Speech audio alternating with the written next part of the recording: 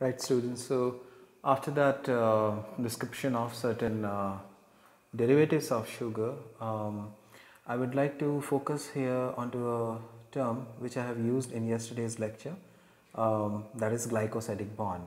Glycosidic bond is actually, you will be observing this name particularly in case of carbohydrates. So wherever the word glyco comes, it means carbohydrates, right? So glycobiology, glycoconjugates, glycoproteins. So here glycosidic bond. So if you see, it is the anomeric hydroxyl sugar of any sugar.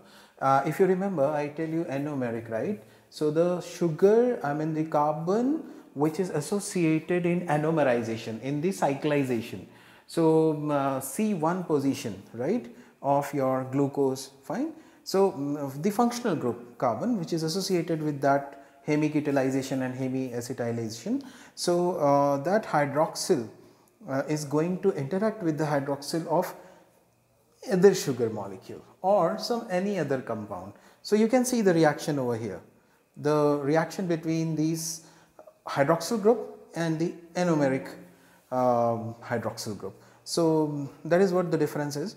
So if you see, in the end it is being formed with the splitting of a water molecule. So this ROR dash, R dash is just to differentiate between R and R dash. So for example, if methanol reacts with anomeric hydroxylic group on glucose, it forms methyl glucoside.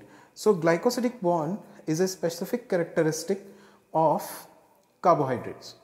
What I mean from this is that why do you need to understand about glycosidic bond is because in the disaccharides, where I have told you that disaccharides are those which are having two monosaccharides joined together with the help of glycosidic bond. So these two monosaccharides in disaccharide are joined together with the help of a glycosidic bond. So for example, I am going to take case of maltose. Maltose is a disaccharide. It is actually a hydrolytic product of starch, and it is having a alpha 1,4 glycosidic linkage. If you see over here in this structure, the maltose, you can see glucose, both the molecules of glucose ring structure. In this position number 1 is that is anomeric hydroxylic group is interacting with the hydroxylic group of position number 4 of this second molecule of glucose. So you can see that this is what I would like to suggest you, the formation of a glycosidic bond. And when this happens, you can see this bonding O is represented in blue in color. This is ROR dash, okay. So that is glycosidic bond formation, and in this case this is called as alpha 1,4 linkage. Why? Because the first sugar molecule is in alpha orientation. If you remember, yesterday I told you in alpha orientation the OH is onto the lower side, and if you see the position number 4 of second molecule, so we are writing it like this way: alpha 1,4 glycosidic link between C1 and C4 hydroxyl of 2-glucose, right? So this is just one example. Similarly, we consider the case of cellobiose, which is actually a product of cellulose breakdown, right? It is an beta case, right? Beta anomer, fine. If you see, I have discussed both the cases, how to represent the alpha and how to represent the beta. So in case of beta, OH is onto the top hand side, right? I have discussed yesterday. Now when you make the formation of beta, it somewhat appears like this, right? Also I have given this in the slides, so you can go through this. So I have discussed both the case of glycosidic bond in disaccharide. Okay. There are certain other examples of disaccharides also, like sucrose, like lactose. So maltose, as I told you, it is a hydrolytic product of starch.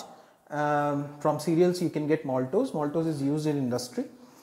Similarly, sucrose, it is a common observed in common table sugar, right? So in this case, the association is between glucose and fructose, right? So in this case, the linkage will be alpha 1,2. I'll showing the structure later on. First you need to understand, just I have shown you alpha 1,4, and then how will you represent alpha 1,2, because here the association is between glucose and fructose, okay. So if I don't worry about this structure, I'll show you the structure. If right now I am telling you about the biochemical name, we can write it. The biochemical name of sucrose is alpha D glucopyranosyl 1,2 beta D fructopyranose, right? So both the rings are pyran ring. We start with alpha D glucopyranosyl. Linkage is 1 to 2. I'm just in this slide, I'm just telling you the way to write it, right? Then beta D fructopyranose. I'll show you the structure later on, don't worry. Similarly, lactose, here it is a milk sugar which is present in milk, and in this the association is between galactose and glucose. Students, it is very important to understand that association arrangement. जैसे मैंने sucrose में बताया glucose and fructose. So first molecule must be glucose, second molecule must be fructose. In lactose, first molecule must be galactose and second molecule must be glucose. Here the linkage is beta. तो आपको ये याद रखना है. Maltose में alpha 1,4, sucrose में alpha 1,2 and in lactose it is beta 1,4. So lactose is just like maltose. In maltose it is alpha 1,4. In lactose it is beta 1,4. But lactose is having galactose and glucose, while maltose is having glucose and glucose. Okay. So the linkage must be remembered to you. Fine. So don't forget the biochemical name of these things. Okay. So it is beta D galactopyranosyl alpha D glucopyranose. Fine. So this is about disaccharide. So class, I will be discussing about polysaccharides in my next topic, next lecture. Okay, thank you.